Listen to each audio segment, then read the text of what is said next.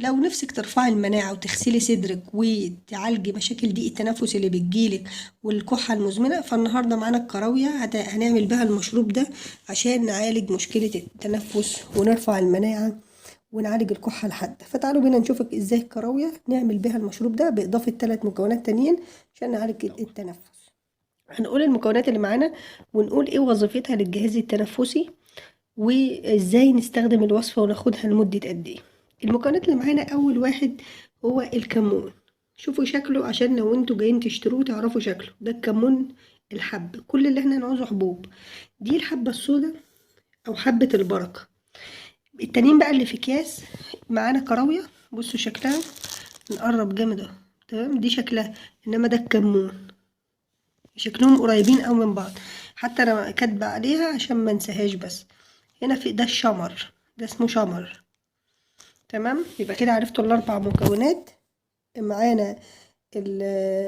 معانا دلوقتي 4 مكونات احلى من بعض في علاج الكحة وطرد البلغم وتنظيف الصدر من السموم بتاعة الدخان ومن اي مشاكل بتصاحبها. يبقى اول حاجة نشوف ايه اهمية كل واحد للصدر، وبعد كده هنعمل وصفة مع بعض. امال ايه الحاجات اللي محطوطة ده عسل ابيض هنحلي بيه، ودي فيتامين سي اللي هو الليمون، هنضيفهم بيحلوا بيقووا الوصفة. طيب، اول حاجة معانا الكمون، صح؟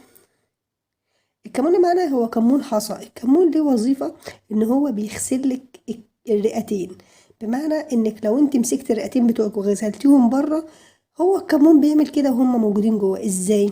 الكمون ليه دور فعال في عملية غسل وإزالة البلغم من على الصدر. وحتى لو انت كنت بتدخن ولسه عندك بلغم وعندك مشاكل على الصدر كتير قوي، بيجيلك حساسية، فالكمون لوحده اصلا، على فكرة الكمون ده لو استخدمتوه لوحده هيعالج لكم البلغم بطريقة مباشرة وبيعالج حساسية الصدر. طيب نخش على تاني حاجة معانا، وهي الكراوية. الكراوية دي لو ما استخدمتوهاش لازم تستخدموها على فكرة في مرة في حياتكم مثلا للصدر. ايه اهمية الكراوية؟ الكراوية ديت بتحتوي على معادن مهمة جدا جدا وعناصر غذائية. مش ممكن تلاقوا في الكراوية دي حاجات كتير زي النحاس، البوتاسيوم، الحديد، الكالسيوم، السيلينيوم رافع مناعة، والمغنيسيوم والمنجنيز والزنك. الزنك دلوقتي كل الناس بياخدوه لعلاج كورونا والحاجات دي عشان الزنك رافع مناعة، فما هو اصلا موجود في الكراوية. وفي عناصر مهمة جدا جدا. الكراوية هتغسل لك صدرك وتعالج لك الحساسية. ولو حضرتك بيجيلك نوبات كده من ضيق التنفس ما بتعرفش تاخد نفسك كتير، هي برضو مع كتر زيادة وإفراز البلغم من على صدرك هتحس ان صدرك بقى واسع ونفسك بقى احسن من الاول بكتير. تمام. هل تقتصر دور الكراوية بس على علاج الصدر، ان هو تغسل لي صدري وبس؟ لا، بتخش في حاجات تانية كتير، زي مثلا بتعالج لك إمساك وإسهال. بتعالج المشاكل دي جدا، وبتعالج لو بيجيلك انتفاخات كتير. حتى تلاحظوا الأطفال، الدكتور الأطفال يقول للأم لو ابنك بطنه بتنفخ كتير وبيجيله انتفاخات شربيه كراوية. الكراوية واليانسون حاجات حلوة قوي لنفخ البطن والغذاء، وبتقلل الوزن ومهمة جدا برضو لصحة القلب، وبتقلل من آلام الدورة الشهرية وحاجات كتير. دي الكراوية، معلومات بس بسيطة تعرفوها لنفسكم يعني. طب نخش بعد كده في الشمر. هل الشمر مفيد لمريض الجهاز التنفسي؟ الشمر ليه فوائد كتير جدا جدا. زيت الشمر اصلا بيحتوي على مواد وهرمونات قوية بتغسل لكم صدركم، ومهمة اكتر اكتر اكتر في علاج الحساسية. تمام. والشمر فيه فيتامين جيم. فيتامين جيم ده بيدي كولاجين للبشرة. الشمر بيعالج الصدر، وبيستخدموه على فكرة في دول معينة كده بيعالجوا فيه، آه، وبيستخدموا أوراقه بيعالجوا بيها حساسية الصدر والمشاكل اللي بتيجي من البلغم والكحة الحادة. يبقى ده كله في الايه، في الشمر. الشمر ليس دوره هنا فقط. الشمر بيعالج، بيخلصك من التشنجات. الشمر مهم لصحة الجهاز الهضمي، بيساعد على التخلص من إمساك مزمن، للوزن الزايد برضو، لصحة القلب، بيقلل الكوليسترول الضار في الدم. ده كله فين؟ في الشمر. فالشمر مهم جدا ورافع مناعة. من الاخر الوصفه دي اصلا هترفع لك مناعه وتزود لك قوتك انك تتحملي اي عدوى على الجهاز التنفسي وتشلك الكحه والبلغم. طيب اخر حاجه معانا الايه؟ حبه البركه او الحبه السوداء، حسب بقى المنطقه اللي بيسموه فيها. حبه البركه او الحبه السوداء مهمه في غسل الصدر من مشاكل البلغم وغيره. كده خلصنا باختصار يعني فوائد كل حاجه فيها، لان عمرك ما تاخد حاجه لما تكون عارف هي بتعمل ايه. طب نيجي للطريقه ازاي نعمله. اول حاجه هنحتاج معلقه، هي المقادير واحده، معلقه من كل نوع. ونعمل ايه؟ معلقه من كل نوع، وهنجيب حاجه نغلي فيها. بصوا معلقه من كل نوع من كل صنف كده، تاخدوا نفس المقدار. هناخد برضو شمر وكراوي، نغسلهم غسله حلوه بقى، ونحطهم بقى على النار لمدة من 10 دقايق، ربع ساعة، تلت ساعة، أكتر حاجة نص ساعة. يبقى تسيبهم على النار قد ايه؟ تقريبا نص ساعة. آخر حاجة الكراوية نحطها. يبقى معانا الأربع مكونات اهو. حبة البركة، كراوية، كمون، شمر.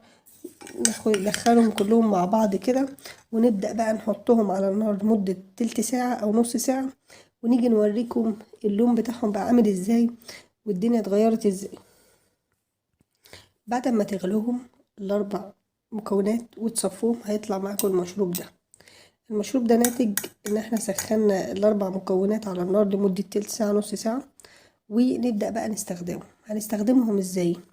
اول حاجة برضو ما ننساش لما تتحط على النار نجيب بقى ايه، ننزله من على النار، نجيب بقى ليمون كده ونعصر كده، نحط فيتامين سي، نحط مثلا ايه العسل الابيض، بس تتأكدي ان العسل الابيض خام، عشان اهم حاجة يكون عسل ابيض خام.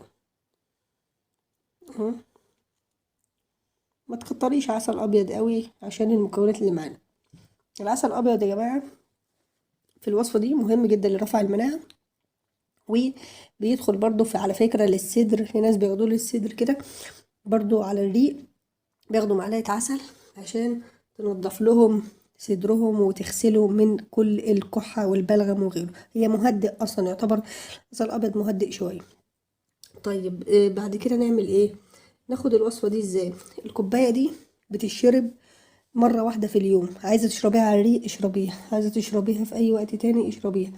بس طب الأحسن، ما احنا بنشوف الأحسن، الأحسن إنك تشربيها على الصبح مثلا بعد وجبة الفطار، فهتلاقيها مفيدة جدا جدا ومقوية للجهاز المناعي ومهدية للكحة. لو عندك كحة أصلا بقالها مثلا 3 أسابيع وما بتعملش معاكي أي نتيجة، الأدوية كلها وخدتي كل الأدوية الكحة ومفيش من نتيجة، لا إن شاء الله هتجيب نتيجة، بس بشرط انك تصبري شوية على الوصفة وتجربيها كل يوم. عايزة تشربي كوبايتين مفيش مشكلة وهتجيب نتيجة برضو. كده الوصفة وكده الحمد لله تمام. نصايح بس عامة، اي حد عنده كحة بقاله فترة، اهم حاجة يشوف السبب، لان اسباب الكحة كتير. هل حضرتك بتعاني من مشاكل حساسية؟ هي الوصفة حلوة برضو للي عندهم حساسية. هل حضرتك عندك او حضرتك عندك كحة ببلغم؟ تشوفي لون البلغم ايه، ممكن تكون نازلة شعابية بكتيرية، اللون الاخضر مثلا بيدل ان هي بكتيريا، فانت اصلا الوصفه دي برضو رافع مناعه ومضاد للجراثيم والبكتيريا، فهي من الاخر وصفه حلوه. طب اللي عنده اي اضرار من الوصفه دي وخد حبه مثلا، حبه البركه في مره عملت له مشاكل، خد شمر لوحده عمل له مشاكل، لا يوقف وما ياخدش وما يزودش، لان ما نزيدش في الغلط يعني. الكراوية بشكل عام مهدئ حتى الجهاز العصبي، فحلوة جدا وإن شاء الله هتفكوا. فأنا بشكركم جدا جدا على إنكم أصلا معانا في القناة وبتدعمونا وبتشاروا فيديوهاتنا وبتعرفوا صحابكم واخواتكم واهلكم الوصفات الحلوة ديت اللي بتفيدهم في حياتهم وترفع لهم مناعتهم في فصل الشتاء، خصوصا احنا في وقت محتاجين بجد يا جماعة حاجة تنظف صدرنا وترفع لنا مناعتنا. شكرا جدا جدا ليكم، أتمنى لكم كل الشفاء، وأتمنى لكم أنكم تكونوا على طول بخير وبسلام وبدون أمراض.